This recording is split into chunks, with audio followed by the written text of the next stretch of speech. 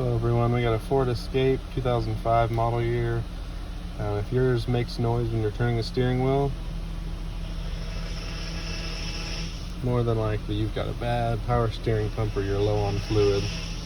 This one has been topped off on fluid, all air bled out, and it's still making a noise. So the power steering pump has been damaged and adding fluid will not help. So this video will be about replacing the power steering pump and high pressure line.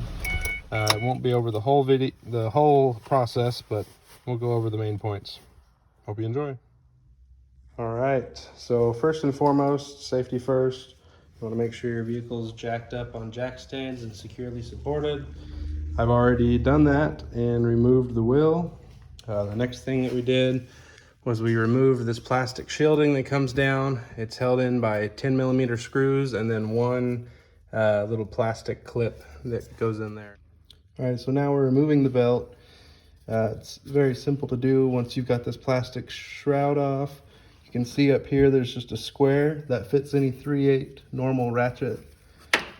So we'll insert this into that square. And then all you have to do is rotate that counterclockwise to loosen your belt. Takes quite a bit of force, but as you can see, let me back up. That loosens the belt. So that's what you'll do to take off your serpentine belt. Once again, here's your tensioner.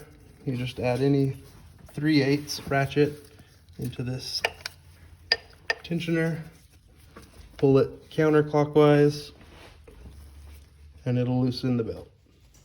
All right, the next thing we'll do up top before being underneath it for a while is we'll remove this nut right here. It's a 15mm, not much to it.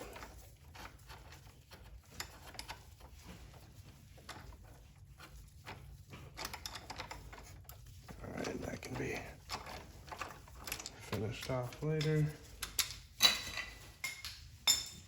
The next thing you'll want to do is on this connector. This is for your pressure sensor for the power steering. If you get a little pick and you just pry up on one of these ears while you pull it out, it just kind of slides out from there. Make sure you keep a hand on it though. These things tend to fly across the shop. All right guys, so quick update. I have removed the power steering reservoir just so it'll be easier to get the power steering pump out with the hose still attached, because if you look down here, if you can see, it's very hard to get down to that bottom clamp. So I'm going to leave the hose attached and remove it after. Your pressure sensor is a 14, so you loosen that up, it comes right out. It seals with a little O-ring, so make sure it looks good, and replace it if it needs to be replaced. So that's all up top so far that we've done. Coming down below, it's a little hard to see. Under the car, as you can see, the AC compressor has been removed. It was just those three 13mm bolts. Here's the two bottom ones where it mounts. Here's the top one. That gives great access to your power steering pump. And then the 3 bolts you're going to remove for the power steering pump to come out is this bottom one. This one, you can't really see. This one right next to my finger. And then there's one right up here that you can't see. You might be able to see from the other side. Apologize for the shakiness. All right, so up here on the pump, right up there where my finger's at is that other third one. As you can see, I've removed the pulley. It was a 19mm. All I did was use another wrench to hold the pulley and a 19mm long wrench to loosen the nut. And then the pulley is splined so it comes right off. And then after I remove those 3 bolts from the power steering pump, it will come right out. And I will loosen this high pressure line. You can see right up here. Once it's loose, it'll be much easier. at that point. All right guys, I'm back underneath the vehicle. I'm trying to get you focused here. Let's see, there we go. That screw that's partly out right up here, that's the retaining bolt for the high pressure line. It's just a 10 millimeter. It's not too tight. It comes off pretty easy. To give you a reference from where I'm at, here's the driver's side wheel. There's a little hole here, access hole, and then there's the passenger side. And then I'll show you one other mounting bolt that keeps the high pressure line tucked in here and how I got it. All right, so picking up where we left off, I got the old pump out, got the new pump, swapped a few things over. So you've got your return or feed line on your power steering pump. I believe most of these have Torx screws on them. This customer happened to have regular 6-point hex bolts, so that was pretty easy to take off. It did, however, have the factory T40 Torx screw for one of these hold down clamps. Just a few tips. When swapping everything over to your new pump, there's a valve that's in here. Make sure this doesn't fall out before you put in the high pressure line. High pressure line, make sure you put your O-ring, coat it with power steering fluid before you tighten it down. Also, make sure you swap over your mounting hardware. So this one had to pry out this little ear, open it up, and then swap it over to the new power steering line. Same thing with this one. It just has a little tab. You had to bend out and push out and transfer it over. And then now that I've got everything swapped over, it will now be going back into the car. And I'll document that process as well. If anything is hard or tricky or is worth mentioning, I will let you know. Basically what I'll do is I'll feed this high pressure line through the bottom where the hole is that we took out the AC compressor and the power steering pump. I'll feed this line up through the bottom, over the top of the engine, and then back down to the rack to put on this end. And once again, remember, don't forget your little O-rings that go on the end. I haven't put this one on yet because I don't want it to get cut or dirty when it's getting snaked down to the rack. Just don't forget those or you'll have leaks. One more tip that I just remembered, just to save you some time, make sure you install this bolt in this hole before you put in the high pressure line, or obviously you're not going to get it in. You know, you'd figure that out before you get too far, but you know, it's just a time-saving tip. So all right guys, another little update for you. I got the power steering pump back installed, all the bolts are tight, high pressure line back in place.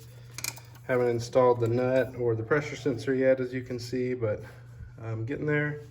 So I've got the line routed and it's tightened back on the rack. I know this is going to be really hard to see if I can use a flashlight to show you, but there's a bolt. Let's see, give me a second. There's a bolt down on the cross member. Well, you can see my ratchet. Let's see if I can follow it down. There's a bolt down on the cross member. Ooh, you can just barely see it. See if I can get some better light. All right, way down there, you see my socket? Oh, it's really hard to see, I apologize guys. My socket is down there. And you can see I've got my ratchet all the way up with a bunch of extensions, but that is the one bolt that holds it down to the cross member. So that and the bolt that attaches it to the rack are really one of the hardest parts of this job. And then of course, just snaking the high pressure line up through the bottom, but really wasn't too bad all in all. I'm going to go ahead and install the pulley back on with that 19mm nut. Once I get to that, I'll show you again how I held it with just a large wrench. And then I'll put the 3 bolts for the AC compressor back on the block to attach it. I'll install the bolts back in the AC compressor like I was saying, in those 3 spots. Put the serpentine belt back on, put the power steering reservoir back in. You can see we've got the power steering pump all tightened in. And then the reservoir will go back in, top off the fluid, bleed the system, and flush everything out. You want to make sure when you put a power steering pump in that you completely flush the system. You don't want any contaminants in there, especially from a failed pump. They'll usually self-implode and you'll have a lot of metal fragments and things going through the fluid. So make sure you flush the system after you replace the power steering pump. All right, hopefully you guys will be able to see what I'm doing. The pulley to the bottom left is obviously the power steering pulley.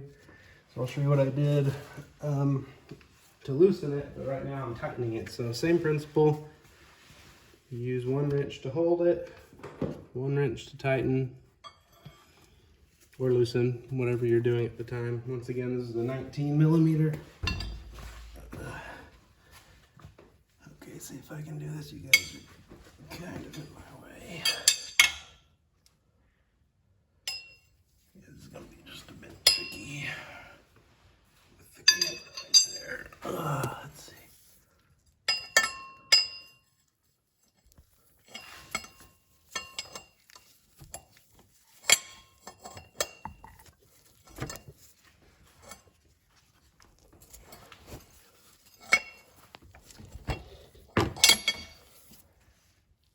Alright, can you still see?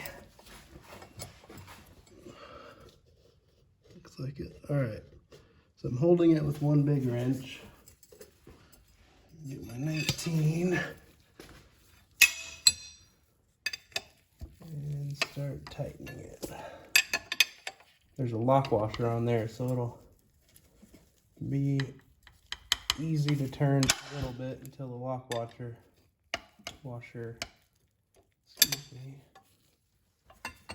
compresses. Alright, this is a little bit tricky with the camera standing right there.